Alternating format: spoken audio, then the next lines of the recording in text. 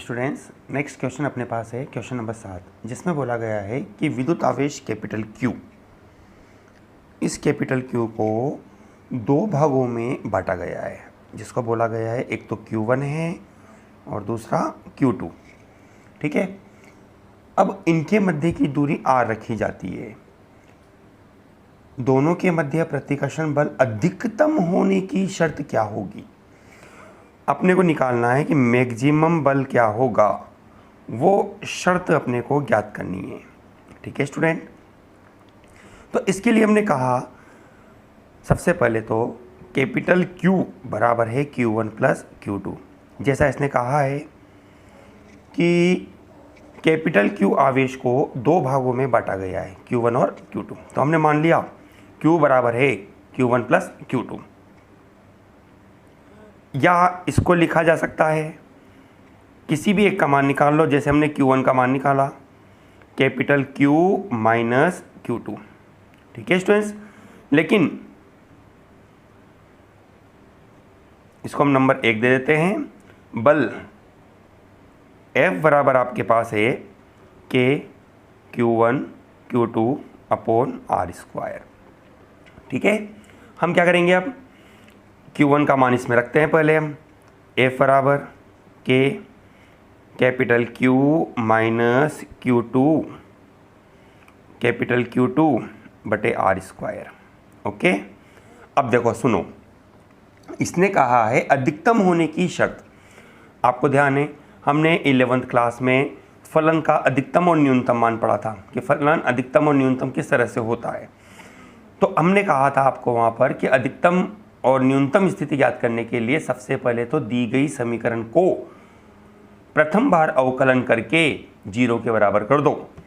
0 के बराबर करने पर जो बिंदु आपको प्राप्त होंगे वो बिंदु पर उस फलन का मान अधिकतम या न्यूनतम प्राप्त होता है।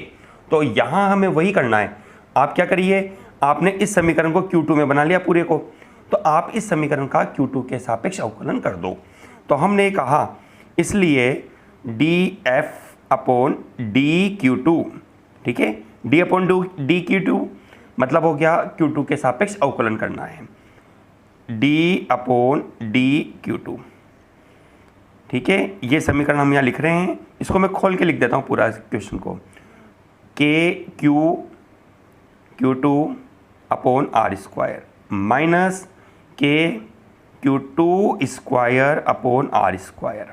ठीक है, बराबर इसका अवकलन करेंगे Q2 के सापेक्ष। तो ये Q2 एक बार ही आ रहा है इसमें, तो Q2 हट जाएगा, केवल हमारे पास रह जाएगा KQ upon R square minus, अब इसका अवकलन करेंगे, 2 आगे आ जाएगा, 2KQ2 अपॉन R स्क्वायर। ठीक है स्टूडेंट्स, अब हम जानते हैं, हमें जैसा भी मैंने आपको कहा अधिकतम आपको बताना है, तो आपको इस फलन को 0 के बराबर लेना होगा। मैक्सिमम के लिए हम क्या कहेंगे इसको कि dF अपॉन डी Q2 बराबर 0 होगा। अतः हमें मिलेगा KQ बटे R स्क्वायर माइनस 2KQ2 बटे R स्क्वायर बराबर 0। ठीक है, अब हम क्या करेंगे, यहाँ पर इसको पक्षांतरण किया हमने, KQ अपॉन R स्क्वायर बराबर 2KQ2 अपॉन R स्क्वायर। ठीक है, K से K कैंसिल हो जाएगा, R स्क्वायर से R स्क्वायर कैंसिल हो गया। आपके पास बनता है यहाँ पर कितना बनेगा, Q इक्वल टू 2Q2।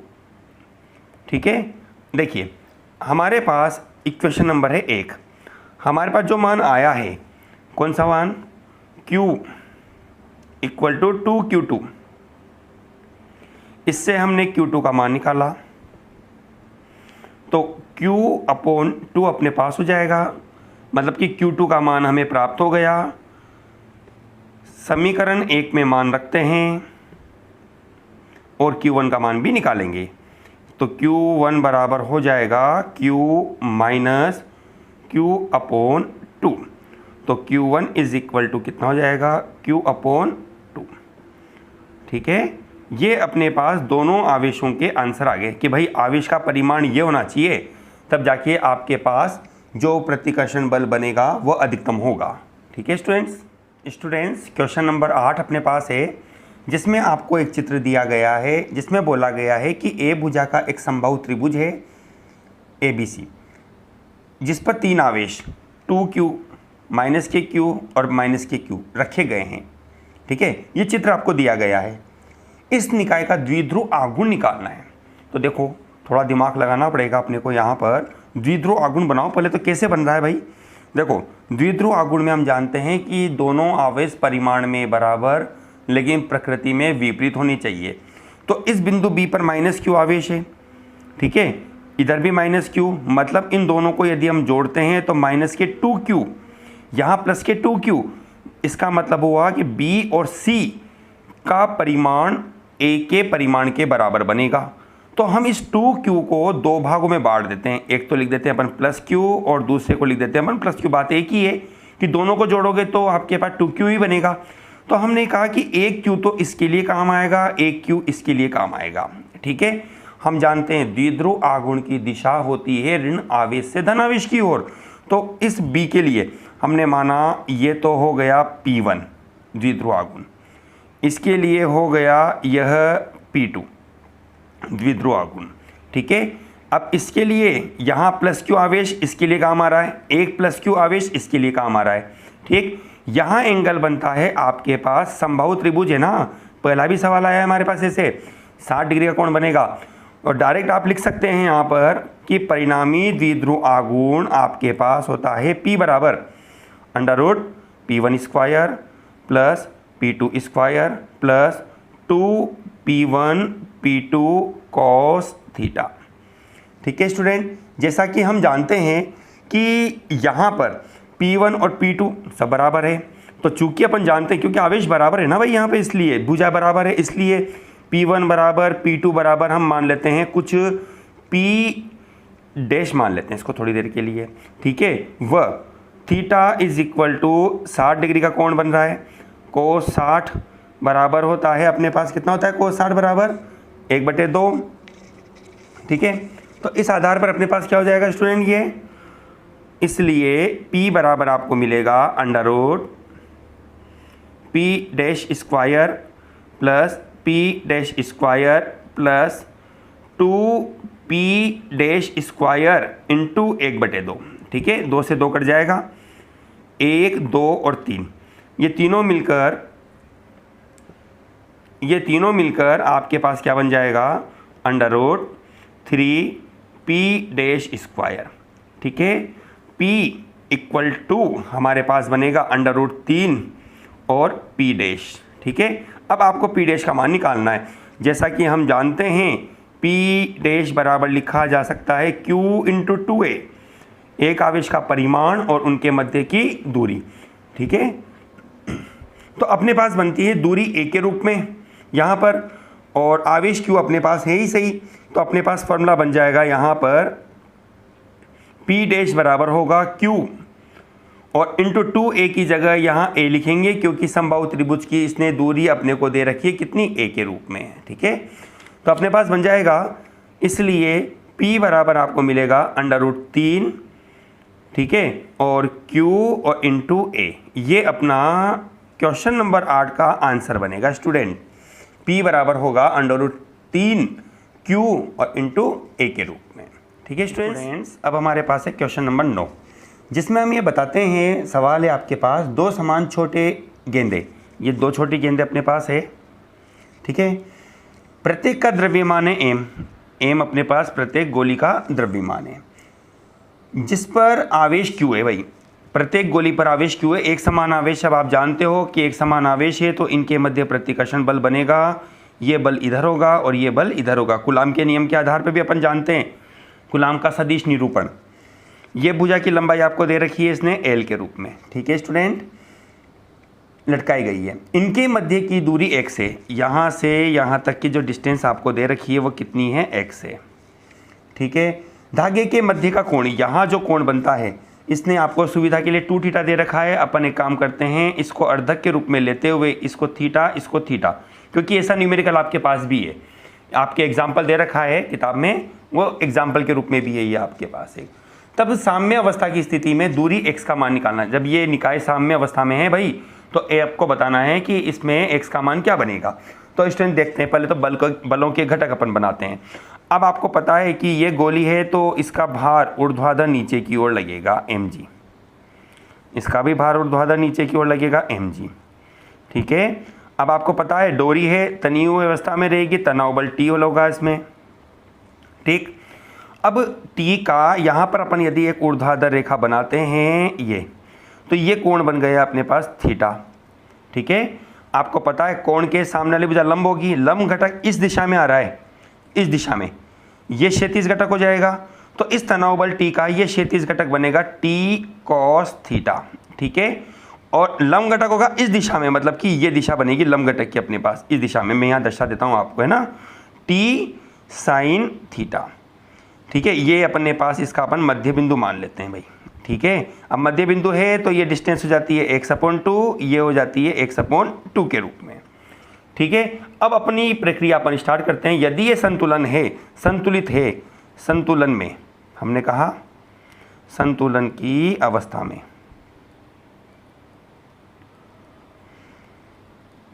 बल F जो कि कूलाम बल है संतुलित होगा इस लंब घटक से, F = T sin थीटा, ठीक है। F को आप लिख सकते हो K Q1 Q2, तो Q1 और Q2 मतलब कि Q² बटे R के भी लिए अपने पास यहाँ पर होगा x², क्योंकि R की जगह इसने आपको x दूरी दे रखी है, equal T sin theta. Equation number आपके पास बनती है यह 1 नंबर, ठीक है। अब दूसरी अवस्था देखते हैं अपन। दूसरी अवस्था में T cos थीटा संतुलित है भार mg से, तो अपन इसको लिख देते हैं यहाँ पर कि भाई अपने पास mg बराबर है किसके, T cos थीटा।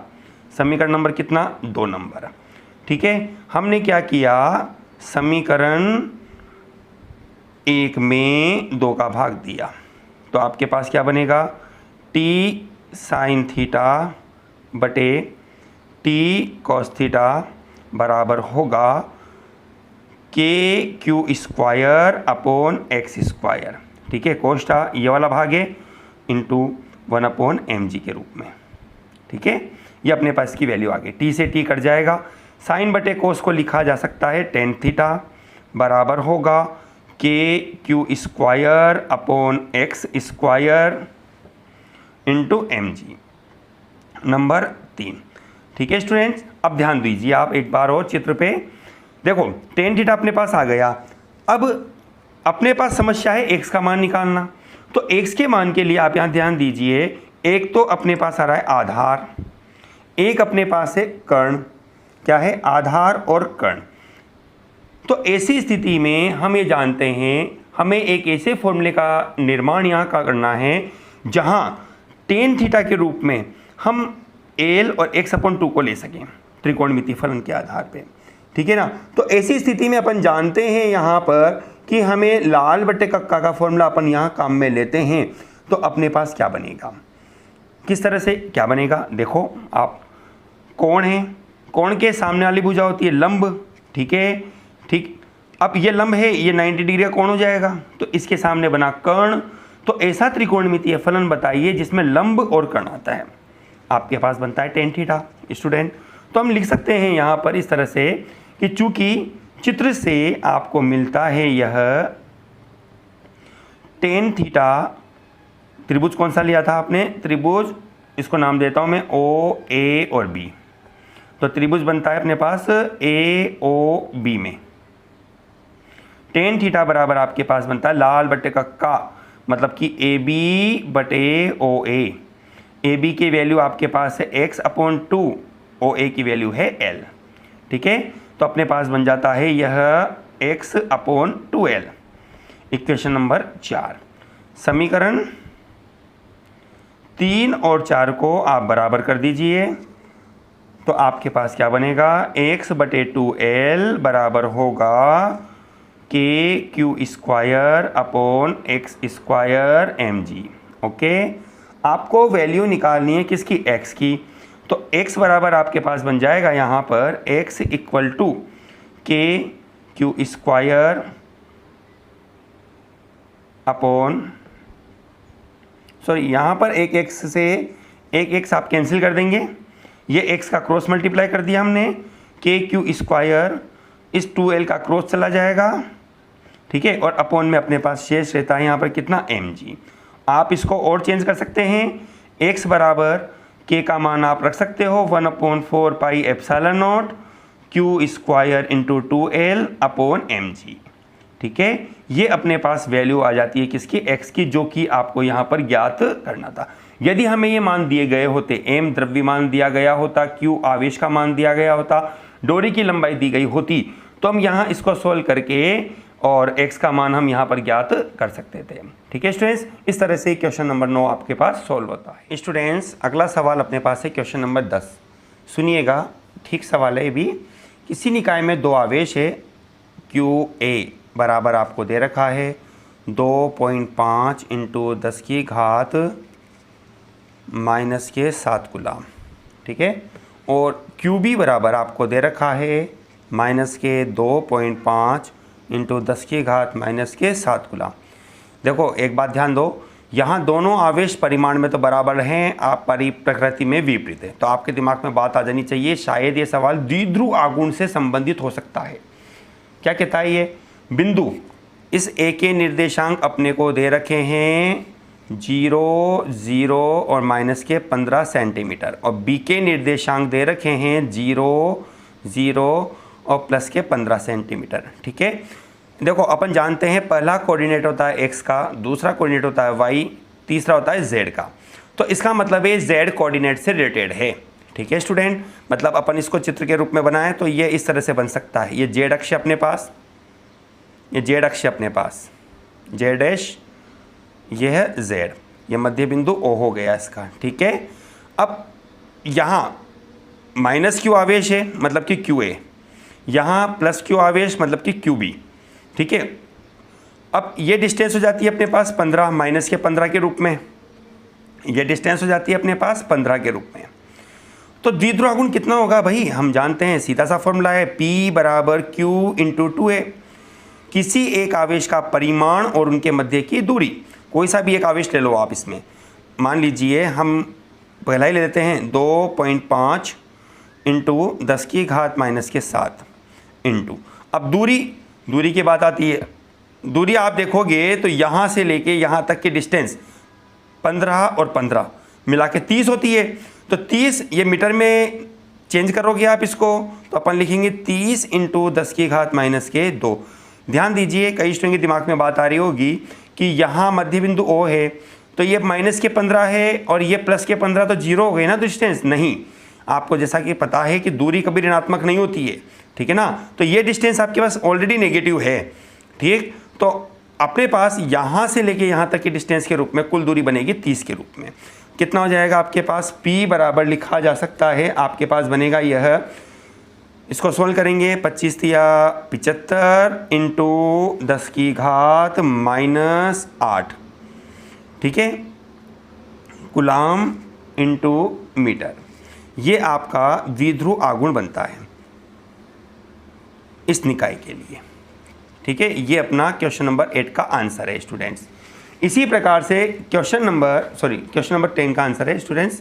इसी प्रकार से आपके पास यहाँ क्वेश्चन नंबर 11 में क्या कहता है यह कि 4 इंटू 10 की घात -9 कूलम इंटू मीटर द्विध्रुव आघूर्ण कि P बराबर आपको दे रखा है इसने कितना, 4 इंटू 10 की पावर -9 कूलम इंटू मीटर।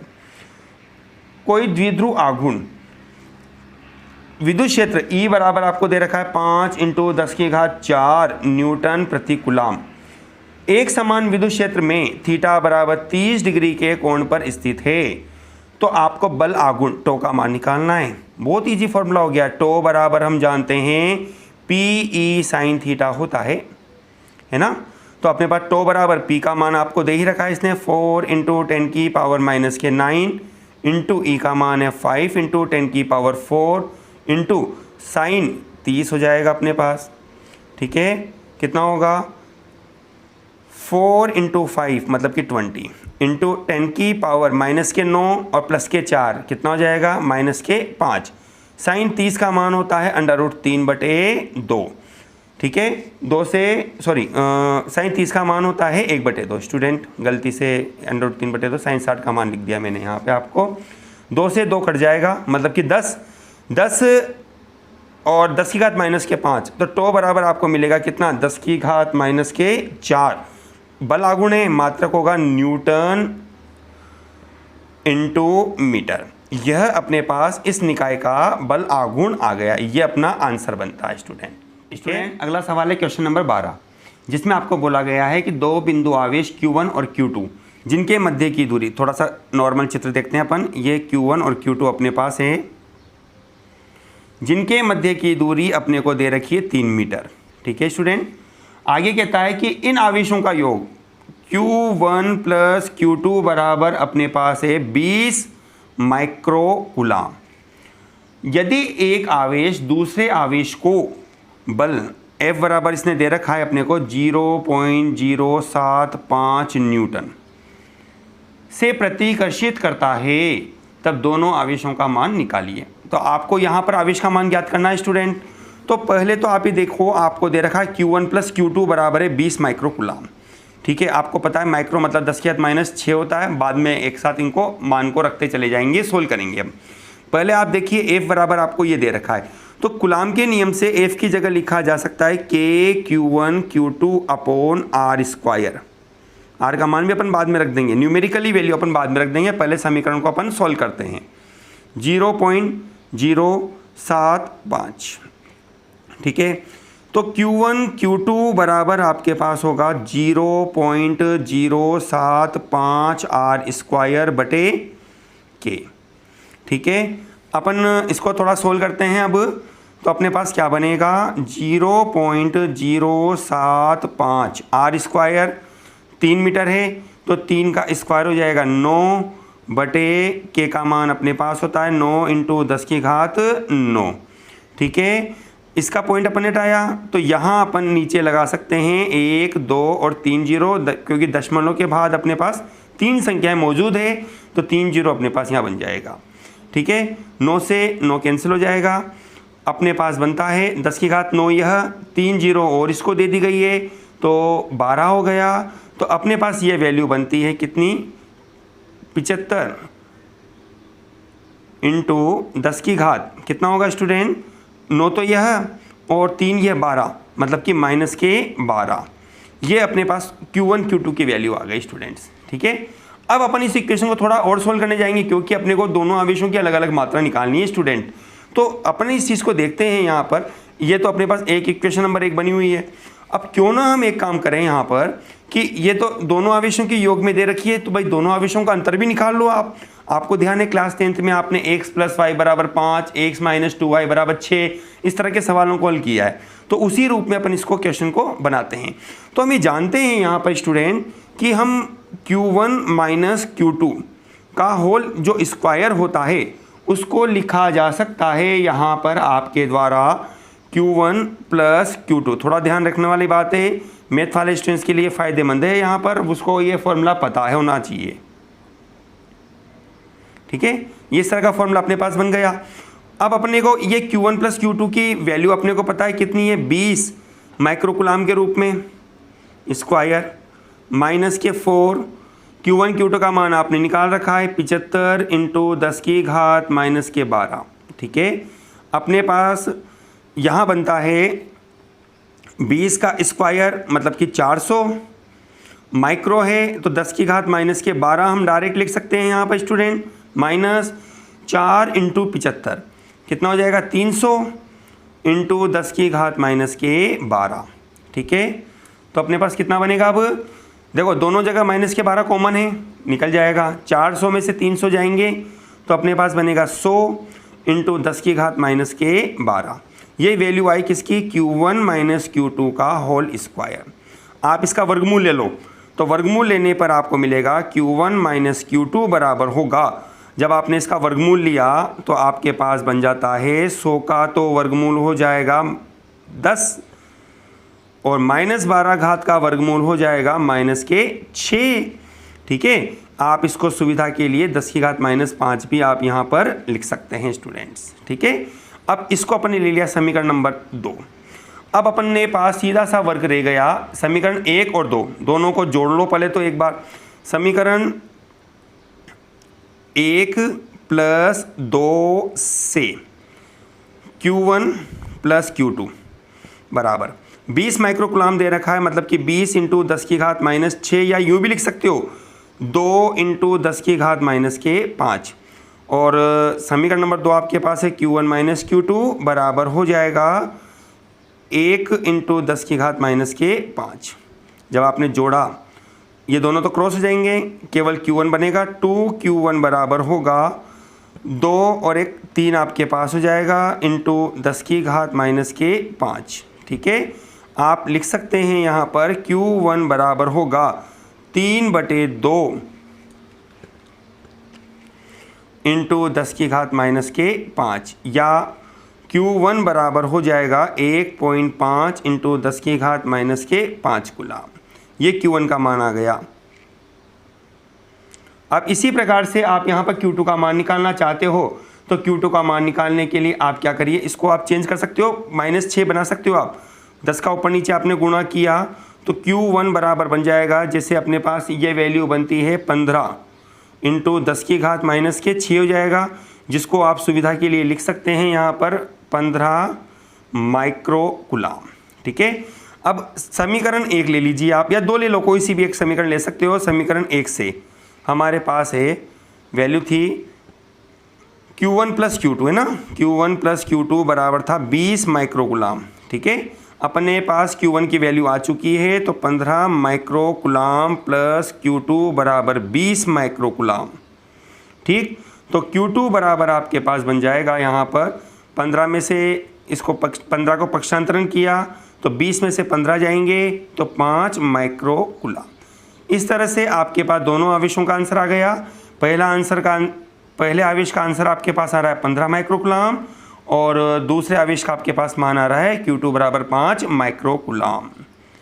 ठीक है स्टूडेंट, नेक्स्ट क्वेश्चन नंबर 13 अपने पास है प्लस के 10 माइक्रोकुलाम और माइनस के 10 माइक्रोकुलाम के 2 आवेश हैं। ये देखिए इधर चित्र देखते हैं इसका, ये तो प्लस के 10 माइक्रोकुलाम, ये माइनस के 10 माइक्रोकुलाम। ठीक है, 2 सेंटीमीटर की दूरी पर रखा गया है, इनके बीच की दूरी है 2 सेंटीमीटर, मतलब कि अपने पास 2a बराबर तो दे रखा है 2 सेंटीमीटर, जिसको अपन ने कन्वर्ट किया मीटर में तो 10 की घात -2 मीटर के रूप में लिखा जा सकता है। Q दोनों आवेशों का परिमाण बराबर है तो 10 माइक्रोकुलाम, एक को मान लेते हैं Q1 और दूसरे को मान लेते हैं -10 माइक्रोकुलाम। आपको पता है जैसे कि माइक्रो का मतलब होता है -6, इसका हो जाएगा -10 × 10 की घात -6 कुलाम। ठीक है, अब अगली बार क्या कह रहा है अपने को कि अक्षीय और निरक्ष स्थिति पर द्विध्रुव के केंद्र से 60 सेंटीमीटर की दूरी पर r बराबर आपको दे रखा है 60 सेंटीमीटर की दूरी पर, मतलब कि 60 × 10 की घात -2 मीटर की दूरी पर आपको विद्युत क्षेत्र की तीव्रता की गणना करनी है। ठीक है, अक्षीय और निरक्ष दोनों सवाल आ गए यहाँ पे अपने पास, यहाँ पर अक्ष का भी आ गया और निरक्ष का भी आ गया। तो पहले तो अपने पास है अक्षीय स्थिति। अक्षीय स्थिति के लिए अपने पास फॉर्मूला है, क्या फॉर्मूला होता है, E बराबर होगा 2kq/r³। ठीक है, वैल्यू रखी आपने E बराबर 2, K का मान कांस्टेंट 9 × 10 की घात 9, Q का मान Kp होता है यहाँ पर स्टूडेंट्स, Kp। ठीक है, P की जगह अपन ने वैल्यू रखी Q × इसको फॉर्मूले को भी चेंज कर लेते हैं, 2K P की जगह रखा Q × 2a/r³। Q की वैल्यू अपन ने रखी कितनी, 10 × 10 की घात -6 इंटू दूरी अपने पास है 60 × 10 की घात -2 बटे r³ अपने पास है 60 × 10 की घात -2 का क्यूब।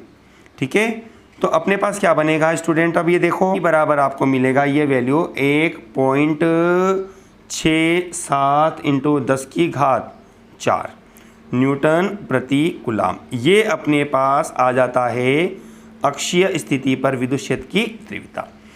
अब इसी में सेकंड सवाल अपने पास है नंबर 2 निरक्ष के लिए। निरक्ष के लिए सवाल क्या होगा, निरक्ष स्थिति। जैसा कि अपने को पता है कि निरक्ष स्थिति की तुलना में अक्षीय स्थिति पर विद्युत क्षेत्र की तीव्रता दुगनी होती है, तो आप डायरेक्ट फॉर्मूला भी उपयोग में ले सकते हो। ई निरक्ष बराबर होता है ई अक्षीय बटे 2। ठीक है, तो आपके पास ये वैल्यू बन जाएगी। ई अक्षीय का मान है 1.67, आपने सोल्व किया है 10⁴ बटे 2, 2 का भाग आपने दिया, तो आपके पास बनेगा यहाँ ई निरक्ष बराबर हो जाएगा 2 का भाग आपने दिया 0.8 और 3 × 10⁴ न्यूटन प्रति कूलाम। ठीक है, इस तरह से ये क्वेश्चन नंबर 13 आपका पूरा होता है।